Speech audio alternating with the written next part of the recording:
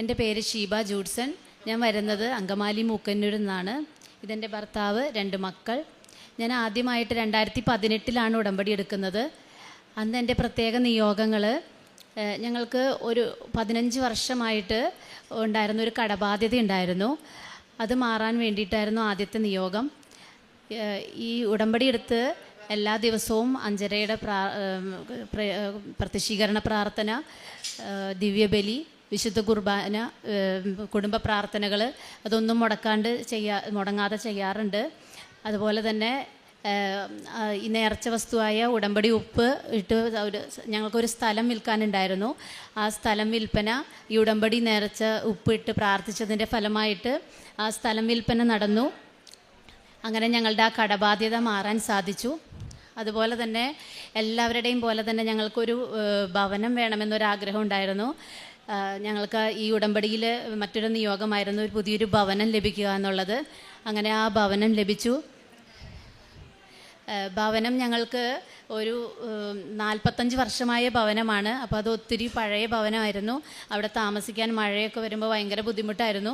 അപ്പോൾ ഞങ്ങൾ പ്രത്യേകമായിട്ട് നിയോഗം വെച്ചിരുന്ന ഒരു നിയോഗമായിരുന്നു അത്. അങ്ങനെ ഒരു പുതിയ ഭവനം ലഭിച്ചു.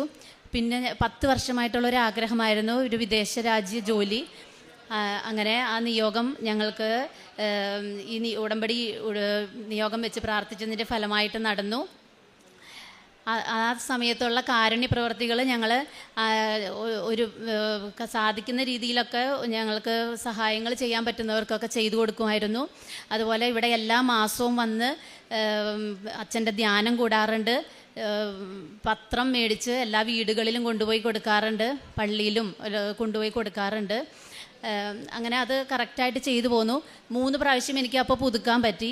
പിന്നീട് 2020 എനിക്ക് വിദേശത്ത് പോകാനുള്ള ഒരു വിസ ലഭിച്ചു.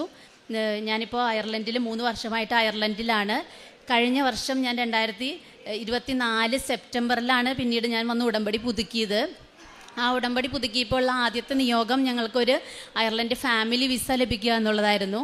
അതിൻ്റെ ഫലമായിട്ട് ഞങ്ങൾക്ക് അയർലൻഡിൽ ശരിക്കും ഞാൻ ഹെൽത്ത് കെയർ ആയിട്ടാണ് പോയത്. അപ്പോൾ അവിടെ ഫാമിലിക്ക് പോകാൻ പറ്റില്ല, ഹസ്ബൻഡിന് മാത്രമേ വരാൻ പറ്റുള്ളൂ. അപ്പോൾ ഞങ്ങളുടെ ആ ഏജൻസിയുടെ ഒരു താല്പര്യപ്രകാരം ഫാമിലിനെ വെച്ച് നോക്കാമെന്ന് പറഞ്ഞ് ഉറപ്പില്ലാണ്ടാണ് വെച്ചത്. പക്ഷേ ഞങ്ങൾക്ക് മാതാവിൻ്റെ അനുഗ്രഹം കൊണ്ട് 1 മാസം കൊണ്ട് ആ വിസ ലഭിച്ചു. ആ വിസയ്ക്ക് പോകുന്നതിന് മുമ്പ് എൻ്റെ ഭർത്താവ് ഇവിടെ വന്ന് അച്ഛനെ കണ്ട് പാസ്പോർട്ട് വെഞ്ചരിച്ച് പ്രാർത്ഥിച്ചിരുന്നു. അച്ഛൻ തലയിൽ ബ്ലെസ് ചെയ്തിരുന്നു. അപ്പോൾ അതിൻ്റെ ഫലമായിട്ട് ഞങ്ങൾക്ക് അങ്ങനെ ആ വിസ ലഭിച്ചു. അച്ഛൻ്റെ ആ അനുഗ്രഹത്തിന് ഒത്തിരി നന്ദി. പിന്നീട് അതിൻ്റെ ഈ സമയങ്ങളിലൊന്നും ഞങ്ങൾ 5:30 പ്രാർത്ഥനകൾ മുടക്കാറില്ല. വിശുദ്ധ ബലി മാക്സിമം മുടങ്ങാണ്ട് നോക്കാറുണ്ട്. അച്ഛൻ്റെ ധ്യാനങ്ങൾ കൂടെയും അത് മറ്റുള്ളവർക്ക് ഷെയർ ചെയ്യാൻ ചെയ്തു കൊടുക്കാറുണ്ട്. പിന്നെ അച്ഛൻ്റെ ഡെയിലി ബ്രെഡ് മാക്സിമം മുടക്കാണ്ട് കൂടാറുണ്ട്. കാരുണ്യ പ്രവർത്തികളായിട്ട് ഇവിടെ വീട്ടിൽ ഒത്തിരി പേർക്ക് ഭക്ഷണങ്ങളൊക്കെ ഉണ്ടാക്കി വിതരണം ചെയ്യുകയും ഓരോ അനാഥാലയങ്ങളിലും ഒക്കെ കൊണ്ടുപോയി കൊടുക്കാറുണ്ട്. പത്രം എല്ലാ മാസവും വന്ന് ഉടമ്പടി പത്രം മേടിച്ചു കൊണ്ട് കൊടുക്കാറുണ്ട്. ഈ വിസയ്ക്ക് പോകുന്നതിന് മുമ്പ് ആ ഉടമ്പടി ഉപ്പ് പാസ്പോർട്ടിൽ വെച്ച് പ്രാർത്ഥിച്ചിരുന്നു. അപ്പോൾ അത് വലിയൊരു അനുഗ്രഹമായിട്ടാണ് ഞങ്ങൾക്ക് തോന്നുന്നത്. വേറെ ക്വയറീസ് ഒന്നുമില്ലാതെ വിസ ലഭിച്ചു. പരിശുദ്ധമ്മയ്ക്കും തിരുക്കുമാരനും 1000 നന്ദി. ആത്മീയ ജീവിതത്തിൽ കുടുംബ പ്രാർത്ഥന മുടങ്ങാണ്ട് ഞങ്ങൾ ചെയ്യാറുണ്ട്. വിശുദ്ധ ബലിയായാലും ഇത്രയും നാൾ കൂടാറുണ്ട്. പിന്നെ ഡ്യൂട്ടിയുടെ സമയങ്ങളിലൊക്കെ എപ്പോഴെങ്കിലും മുടങ്ങിയാലുള്ളൂ. അല്ലാതെ വിശുദ്ധ ബലി മാക്സിമം മുടക്കാണ്ട് നോക്കാറുണ്ട്. വ്യക്തിപരമായിട്ട് പ്രാർത്ഥനകൾ, ബൈബിൾ വായന, എല്ലാ ദിവസവും ബൈബിൾ വായിക്കാൻ സമയം കണ്ടെത്താറുണ്ട്. ഇപ്പോൾ വൈകിയാണെങ്കിൽ പോലും ബൈബിൾ വായിച്ചിട്ടേ കിടക്കാറുള്ളൂ. പിന്നെ ഈ പത്രം കിട്ടണം എല്ലാ മാസവും ഞങ്ങൾ വായിച്ചിട്ടാണ് മറ്റുള്ളവർക്ക് കൊടുക്കാറ്.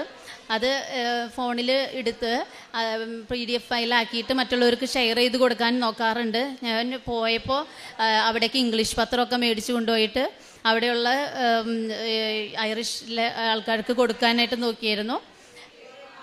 അങ്ങനെ ഒത്തിരി ആത്മീയ ജീവിതത്തിലും വളരാനായിട്ട് സാധിച്ചു.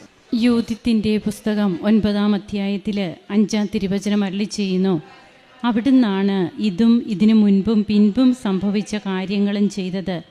ഇപ്പോഴുള്ളവയ്ക്കും വരാനിരിക്കുന്നവയ്ക്കും രൂപം നൽകിയത് അവിടുന്ന് തന്നെ. എന്തെന്നാൽ അവിടുത്തെ വഴികൾ മുൻകൂട്ടി ഒരുക്കിയവയും അവിടുത്തെ വിധികൾ മുന്നറിവോട് കൂടിയവയുമാണ്.